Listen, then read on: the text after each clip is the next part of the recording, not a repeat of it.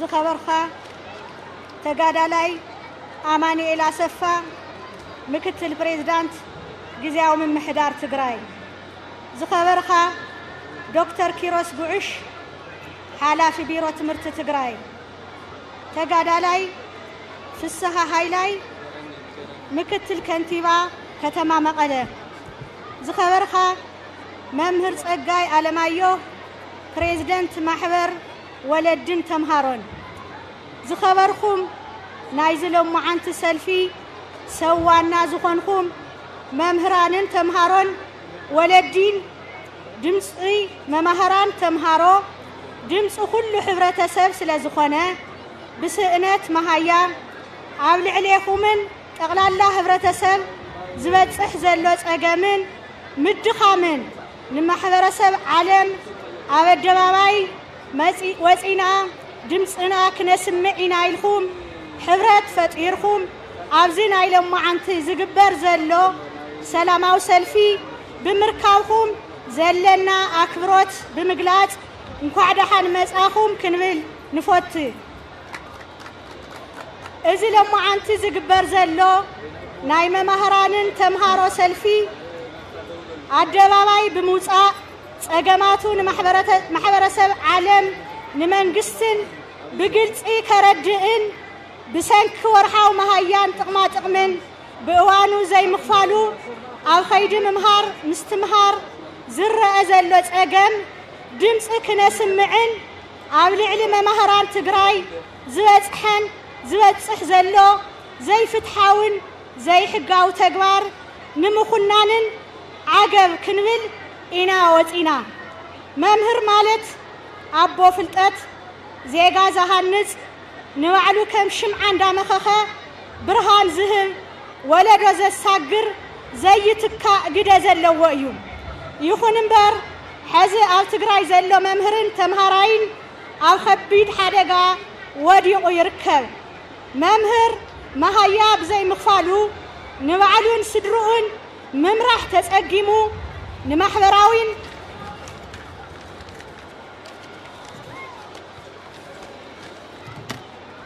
ንማሕበራዊን ኢኮኖሚያዊን ካልኦት ጸገማትን ተቃሊዑ ይርከብ መምህር ትግራይ ገዛ ክራይ መኽፈሊ ሲኢኑ ደቁ ንምምሃር ዝኸውን ዓቕምን ይስዎ ብስነ ልቦና ተወዲኡ ይርከብ መሃያ መምህራን ካብ ብቐደሙ ካብ ኢድ ናብ ኣፍ ዝነበረ ሕዚ ናብራ ኣብ ዝኸበረሉ ገንዘብ ዓድና ናይ ምግዛእ ዓቕሙ ኣብ ዝነከየሉ ተወሲኽዎ ናብ ዝኸፈ ጸገም ተቃሊዑ ምህላው ናይ ኣደባባይ ሓቂ እዩ መምህር ክሳብ ሕዚ ስኑ ነኺስኡ መዓንጦ ወስጢሙ ኩሉ ተጻዊሩ ምምሃር ምስትምሃር ዋላ የቋርጽ እምበር ቁጽሮም ዘይነዓቑ ብምኽንያት መሃያ ዘይምኽፋል ዝተዓጸዋ ኣብያተ ትምህርቲ ንስደት ዘምርሑ ናብ ናይ ጉልበት ስራሕ ዝተዋፈሩ ኣብ መዓልታዊ ስራሕ ምንጣፍ ዝጀመሩ መሐከሚ ሲኢኖም ካብዚ ዓለም ብሞት ዝፍለዩ መግዝእ መድሓኒት ሲኢኖም ብሕማም ዝሳቐዩ ገዛ ክራይ ኣይኸፈልካን ተባሂሎም ኣብ ቤት ፍርዲ ብኽሲ ዝንከራተቱ ብዙሓት መምህራን እዮም መምህራን ብማሕበሮም ኣቢሎም ኣብ ላዕለዋይ ቤት ፍርዲ ክልል ትግራይ ናይ 17 ኣዋርሕ ውዝፍ መሃያ ክሲ መስሪቱ ሞጊቱ ረቲዑ እዩ ዋላ ቤት ፍርዲ ወስን እምበር ነቲ ዝተፈረደ ክፍጸመልና ኣይኸኣለን በዚ ኣጋጣሚ ልዕልነት ሕጊ ክረጋገጽ ቤት ፍርዲ ዝወሰኖ በውሳኔ ክትግበር ጻዊትና ነቐርብ መምህር ናይ 17 ኣዋርሕ መሃያ ብዘይምኽፋሉ እናሃለወ ሕዚ ድማ ናይ ዝሰርሐሉ ዘሎ መሃያ ተኸልኺሉ ኣብ ከቢድ ጸገም ይርከብ ማሕበረሰብ ዓለም ኩሉ ደላይ ሰላም ኣብ ውሽጥን ኣብ ደገን ዘሎ ፈታው ትግራይ ሕብረት ኣፍሪካ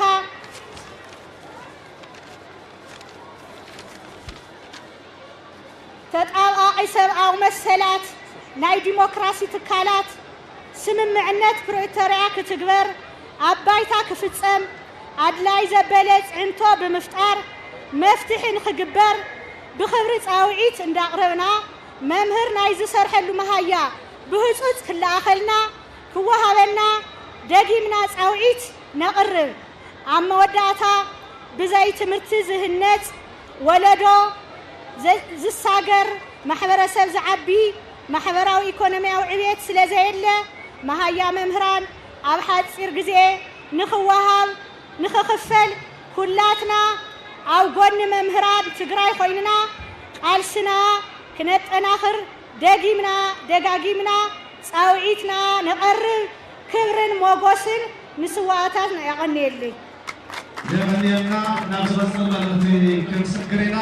ተማሮ ያቀነየልኝ استخبرك تقدالي أمانيل أسفا مكتل بريزيدانت غزياو من محدار تقراي مكتل أبومبر حزبا ويانا حيرنا تقراي استخبركي ممهر رقستي قارد كمون قالوا تمرارحا ممهران محبر تقراي استخبرك أتسقى لمايو بريزيدانت محبر ولدي كمهارو تقراي قالوا تمرارحان استخبركم بببركو زلهم أمرارحا غزياو بمحدار تقراي أمرارحا بيرو تمرت تقراي زتخبركم ممهران زتخبركم تمهارون ولدن زتخبركم ملاء محبرسب تمرت تقراي لوبي أبزا عدا باي ترغيبكم دمسئتهم تسخانخم أرسو زقبر زلو سعبنت تقراين دمسئتهم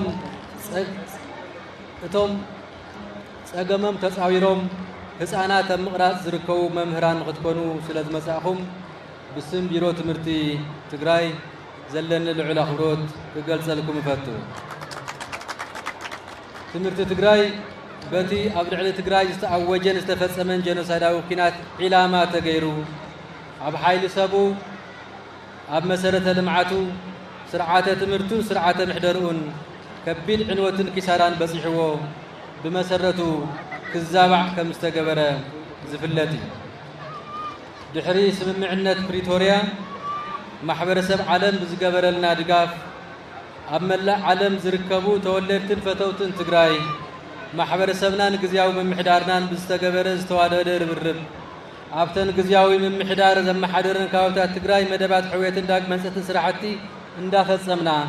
ناي هساناتنا ناي ممهار تسفان عدلن كنملس جميرنا نتوبن لعلي شوعة عمد كما عد تمرت وساء زخونو هسانات زوبا معراب وردها تسلمتن كارت كاوتاتن وون تمهاسال عدل نغرخبو زرخبو لقناتات نخفتر سعارتات ناتقبرة مسي يخون مبر منقستي إثيوبيا بحقاوي منقدن تقراي استمد بجت حقا منقستاوي حقا منقستن حقاوي سار حتى نزها قرت حسو وتبجت بمخل كالو دموز ممهران كابت كم تغلت شحن عسر تشمنتن عم تمرد جميرو بأقباب مخفال بجزء مخفال عيتخالن كم تتوكلت نايت مهارة جلس أتو ممهران تقراي ممهرنت موياوي قديتهم سلازقونة راح أنت يكونس هنسات ولدو تقراي أكالت بهراو تقادلون نبعلمون كم حدا بهراو تقادل تقصيرهم ناي ممهرنت سرحهم نمسرح استمالة خناتات عبزي بلو راح أنت يكونس ناي زي تخفلنا عصر تشدشتا ووزف مهياون اندهالهم حتوتاتهم اندحاتتو بهراون موياون قبوهم انداتواسو مسيميم إذا حدش كلكلا بجيت عبل عدة السنة حتى درارابس أقام تدميرو ممهران عبي يقلولاو أتي وميركب كم قصة تدمى عبيات تمرت تقراي داقم نايم عساو سقات قاتي موان اللهم كبرانن إذا حدش كلكلا بجيت بحورات منقستاز تدنقاقا مسارتاونا هسانات نايم مهار مسل زقهس عب حقا منقستي فيدرئي يكون حق تمرتن بوليس تمرتن إثيوبيا زتدنقاقو مسل هسانات بمعادلت نايم مهار مسل ممرانن زقهس منقستات المعوات زلاق دمعات زعاتو وقال زعاصف حقا منقستن حقا وسارحاتن زتحس عب سممع بريتوريا تفرارمت زعاتو وقديتا زودق دحر سممعنة بريتوريا زمزقبنا يو أونتاو قعزو ندحريت زملس عبز خبابي سلام نمسفحن زلاقن مقبارن زقبر زلس عري ندحريت زملسن عب تقراي يخون كبابيون ካልእ ተወሳኺ ዘይምርግጋእ ዝወልድ ኮይኑ ድምር ውፅኢቱ ድማ መቐፀልታ ናይቲ ኣብ እዋን ኩናት ዝተፈጸመ ጆኖሳይድ እዩ። ክቡራትን ክቡራንን ኣብዚ ሃገር በብመዓልቱ ብዙሓት ውግኣት ይካየድ ኣለዉ። ኣብዚ ሃገር ንዓመታት ዝጸንሑ ኩናታት እውን ኣለዉ። ይኹን እምበር ብዘይካ ኣብ ትግራይ ትምህርቶም ዘቋረፁ ህፃውንቲ እምበር ቤት ትምህርቲ ዝተዓፀዎም ተምሃሮ የለውን። ሕጊ ተጣሒሱ በጀቱ ዝተኣገደ ክልል ይኹን መሃይኡ ዝተኸልከለ መምህር የለን። እዚ ኣብ ልዕሊ ትግራይ ዝግበር ዘሎ ክልከላ በጀት መቐፀልታ ናይ ትግራይ ካብ ካርታ ህዝቢ ትግራይ ድማ ካብ ገጽ ምድሪ ታሪኽን ሕሊና ደቂ ሰባትን ናይ ምፍሓቕ ፕሮጀክት ጸላእቲ ስለ ዝኾነ ክኹነንን ክውገዝን ዝግባእ ኮይኑ እዚ እከይ ተግባር ዝፍጽሙ ኣካላት ድማ ሓተቲ ክኾኑ ይግባእ። ክቡራትን ክቡራንን ኣብዚ ወሳኒ እዋን ትካላት ውድብ ሕቡራት ሃገራት ዓለም ለኻውን ሃገራውን ዘይመንግስታዊ ትካላት ተወሳእቲ ሰብኣዊ መሰላትን ብሰም ናይቲ ዝተጎድአ ማሕበረሰብ ኮይኑ ድምፂ ክተስምዑ እንዳሓተትና ዘለኩም ጽልዋ ተጠቒምኩም ዝምልከቶም ኣካላት መንግስቲ ፌደራል ኢትዮጵያ እቲ ንትግራይ ዝተመደበ በጀት ብህፁፅ ብምሉእን ክልቀቕ ጸቕጢ ክትገብሩ እንዳጸዋዕና ኣብያተ ትምህርቲ ካብ ዳግም ምዕፃው ንምድሓን ትምህርቲ ንምቕጻልን ዘኽእል ንደሞዝ መምህራንን መሰረታዊ ስራሕቲ ትምህርትን ንምሽፋን ዝኸውን ናይ ህፁፅ እዋን ፋይናንሳዊ ድጋፍ ንክትገብሩልና ንሓትት። መንግስቲ ኢትዮጵያ እውን ሕገ መንግስታዊ ኣሰራርሓታት ተኽቢሩ ንትግራይ ዝተመደበ ስሩዕ በጀት ክለቅቕ ንልዕሊ 7 ዓመት ትምህርቲ ዝሓረሞም ህፃውንቲ ዞባ ምዕራብ ወረዳታት ጸለምትን ካልኦት ከባቢትን ሰብኣውን ሕገ መንግስታውን መሰሎም ተኸቢሩሎም ንኽመሃሩ ክሕግዝ ንዘዕነዎም ትካላት ትምህርቲ ሕውየትን ዳግመ ህንፀትን ከምኡውን ኣብ ውዕሊ ፕሪቶርያ ንዝተቐመጡ ዕላማታት ንምስኻዕ ተወሳኺ ድጋፍ ክገብር እንዳጸዋዕና ተወሳኺ በደል ተወሳኺ ጽልኢትን ተወሳኺ ምኽንያት ንኻሊእ ምትፍፋእን ካብ ምዃን ሓሊፉ ሰላምን ምርግጋእን ከም ዘየምፅእ ክንምዕድ ንፈቱ። ዝኸበርካ ህዝቢ ትግራይ ዝኸበርኩም ማሕበረሰብ ትምህርቲ ትግራይ ትምህርቲ መሰረት ኩለ መድያዊ ሕውየትናን ብሄራዊ ረብሓናን ስለ ዝኾነ እቲ ገጢሙና ዘሎ ጸገም እውን ብዘላቕነት ዝፍታሕ ብዋናነት ብውሽጣዊ ዓቕምታትና ስለ ዝኾነ ብዝኾነ ይኹን መንገዲ ትምህርቲ ዳግም ከይዕጾ ተግባራዊ ስራሕ ክንሰርሕ ብሹም ተስፋ ጽባሕና ዝኾኑ ህፃውንቲ ጻውዒተይ የቕርብ። መሰል ህፃናትን መምህራንን ይከበር 15 መጋቢት 2018 ቢሮ ትምህርቲ ትግራይ ይቐኒየለይ። ካብዚ ብምቕጻል ናይ ዝዕለት ናይ ክብሪ ጋሻና ተጋዳላይ ኣማኑኤል ኣሰፋ ምክትል ፕሬዚዳንት ግዚያዊ ምምሕዳር ትግራይን ምክትል ኣቦ ወንበር ውድብ ሕወሓትን ናይ ዝዕለት መልእኽቲ ክሕልፉልና ብክብሪ ይዕድም ይቐኒየለይ።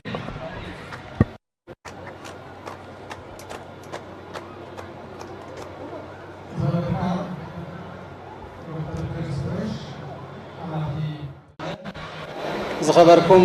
ኣመራርሓን ኣባላትን ማሕበር ትግራይ፣